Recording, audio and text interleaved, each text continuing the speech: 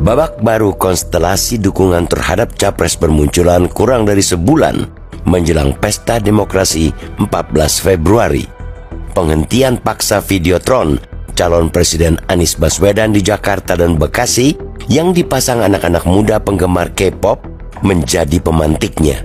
Penghentian paksa penayangan video elektronik itu bukannya membuat ciut nyali, melainkan justru menumbuhkan perlawanan dalam bentuk partisipasi yang meluas.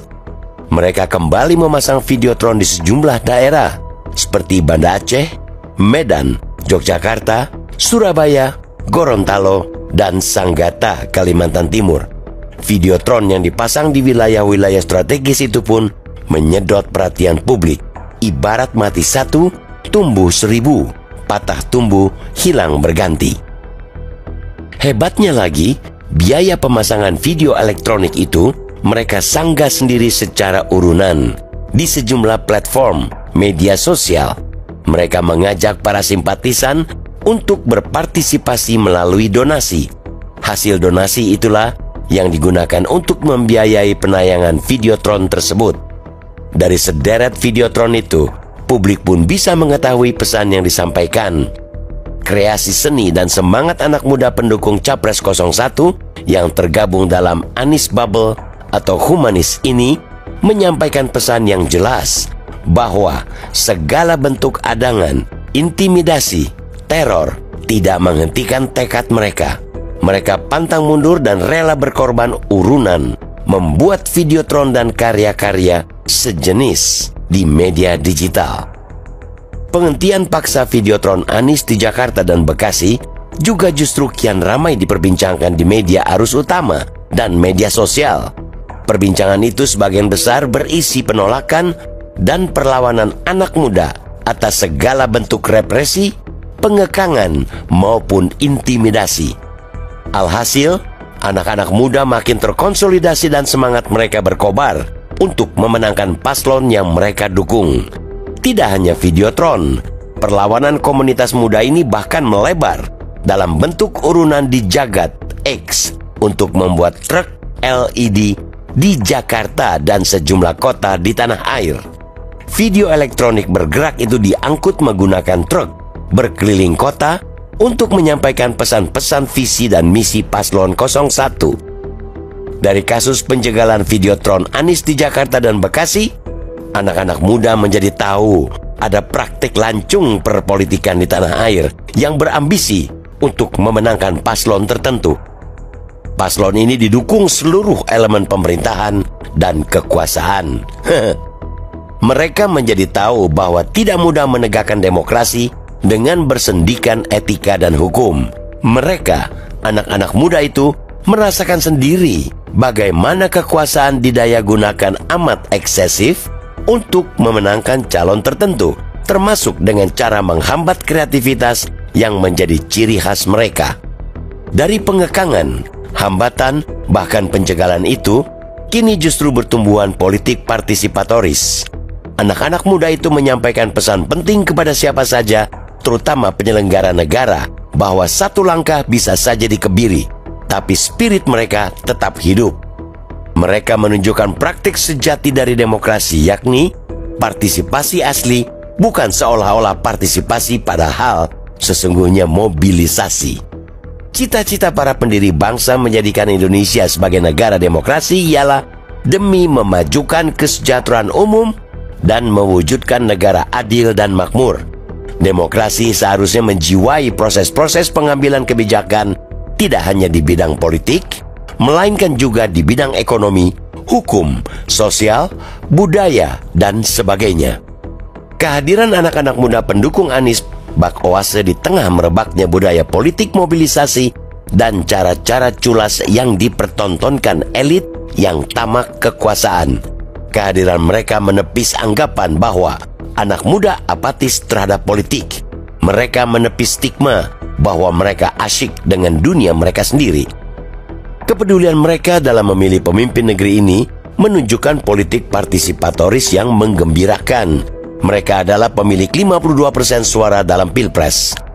Sejarah pergerakan Indonesia adalah sejarah anak muda, mulai dari Soekarno, Muhammad Hatta, Muhammad Yamin, Natsir, Syahrir, dan sebagainya. Mereka tidak pernah mundur sejengkal pun melawan kolonialisme. Begitupun kemerdekaan Indonesia tidak akan tercapai dalam waktu cepat jika anak muda Sukarni Kartodiwiryo dan Khairul Saleh Lamban bergerak untuk memaksa Soekarno-Hatta memproklamasikan kemerdekaan Republik Indonesia. Perlawanan anak muda terhadap kecurangan, tekanan, dan teror dalam Pilpres akan menggelinding terus seperti bola salju. Strategi kampanye desak Anies dan berkomunikasi via aplikasi media sosial mampu menyasar generasi Z dan milenial, membangunkan kesadaran bahwa di tangan merekalah nasib bangsa ini ke depan dipertaruhkan. Anak muda punya energi dan daya pikir kritis sehingga mereka bisa menentukan sikap politik yang waras, bukan membebek karena terbius politik gimmick. Anak muda berperan tanpa perlu baperan. Mereka menolak mobilisasi dan memilih partisipasi asli. Undang-Undang Nomor 7 Tahun 2017 jelas menyampaikan di pasal 299 bahwa Presiden dan Wakil Presiden mempunyai hak melaksanakan kampanye. Jelas. Jadi yang saya sampaikan ketentuan mengenai undang-undang pemilu jangan ditarik kemana-mana.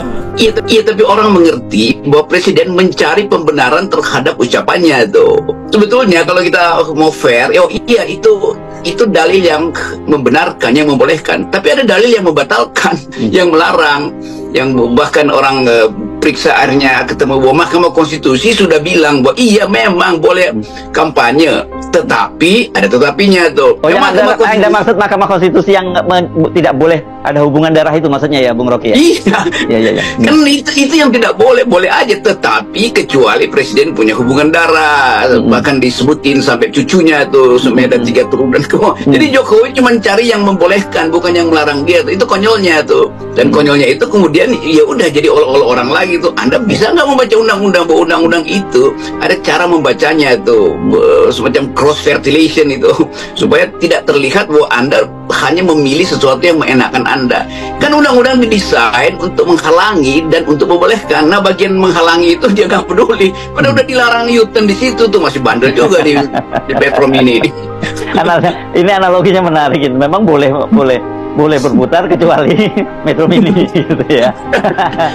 Ketua Komisi Pemilihan Umum KPU Hasyim Asyari mengatakan bahwa Presiden Joko Widodo atau Jokowi berhak untuk ikut kampanye, tapi harus mengajukan izin cuti kepada Presiden yang adalah Jokowi. Kebayangkan nanti suasananya ketika Jokowi mengajukan cuti kepada Presiden Jokowi. Pak Presiden, saya mau mengajukan cuti, Pak. Loh, kenapa cuti, Pak? Saya ini kan Presiden. Jadi saya mau kampanye, karena itu saya mengajukan cuti. Lah, sama. Saya juga mau berkampanye. Saya juga mengajukan cuti. Lah, Pak, kalau Bapak cuti, saya cuti, terus kita mengajukan cutinya ke siapa?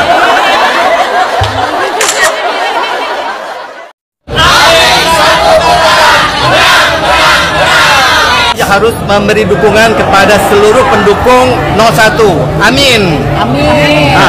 Mas, jadi di mana mereka berada, saya harus berada di situ juga. Mas, apa sih alasannya untuk mendukung Amin ini, Mas? Iya, saya sebisanya diri saya ya, misalnya ini kan kampanye kecil-kecilan ya kan, gitu. Jadi sengaja saya selalu pakai dengan baju kebesaran ini. Ini di rumah ini ada selusin kayak gini. Jadi buat tiap hari saya pakai baju gini. Jadi ada fungsinya. Misalnya gini, saya nonton premier film. Saya nonton premier film ya kan. Itu kan banyak wartawan, banyak orang mau foto-foto gitu kan. Kan ada ininya. Nah, kan kampanye gitu. Alasannya mendukung Amin. Oh iya dong. Karena gini, Amin membawa perubahan. Saya gini, saya nggak melihat diri saya sendiri. Kalau buat saya mungkin saya cukup ya. Tapi saya melihat saya ini kan sudah alhamdulillah sudah keliling Indonesia sampai ke pelosok-pelosok.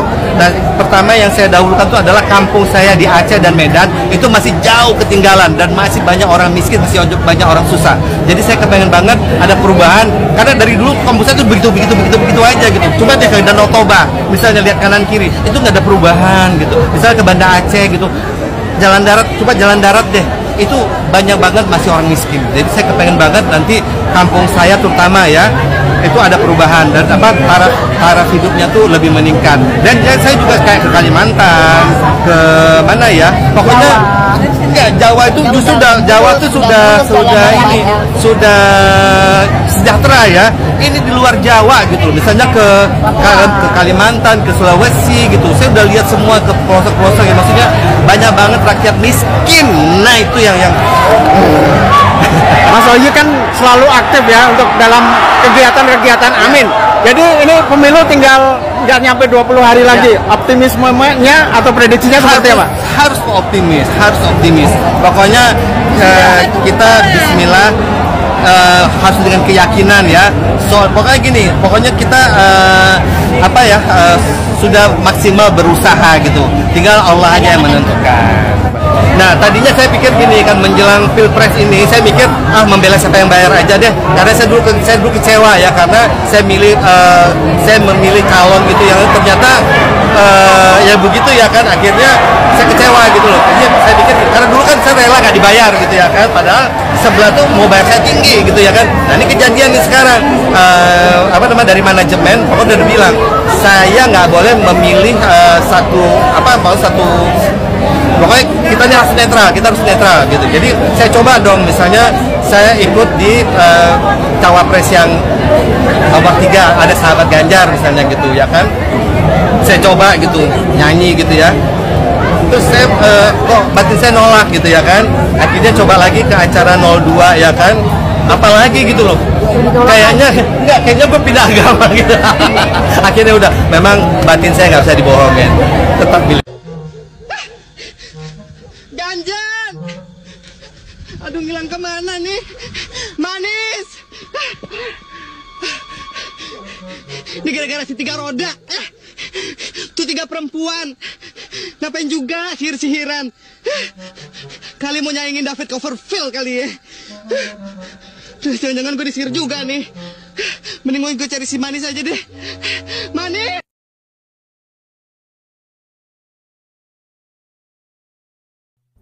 Semakin ditekan, maka akan semakin melawan. Itulah ungkapan yang pas untuk generasi muda para pendukung Amin. Para Gen Z dan generasi milenial yang tergabung dalam K-pop dan bubble Amin berusaha keras melawan otoriter rezim. Satu videotron yang diturunkan paksa tanpa alasan oleh rezim tak membuat para generasi muda patah semangat. Saat ini semakin banyak terpasang videotron Amin di mana-mana tempat. Itu menunjukkan perlawanan para generasi muda pendukung Amin pada rezim. Semakin dijegal, semakin nampak bahwa paslon Amin lah pasangan yang terbaik untuk memimpin negeri ini. Berbagai kecurangan rezim yang dilakukan saat ini tidak membuat patah semangat para generasi muda untuk terus berjuang memenangkan paslon Amin. Dengan mengeluarkan biaya, pikiran, dan tenaga, mereka semua saling bahu-membahu untuk membuat videotron baru. Hari H pencoblosan semakin dekat. Kemenangan Amin sudah nampak jelas. Dukungan penuh dari generasi muda sangat menentukan, karena suara generasi muda di Indonesia mencapai 52%.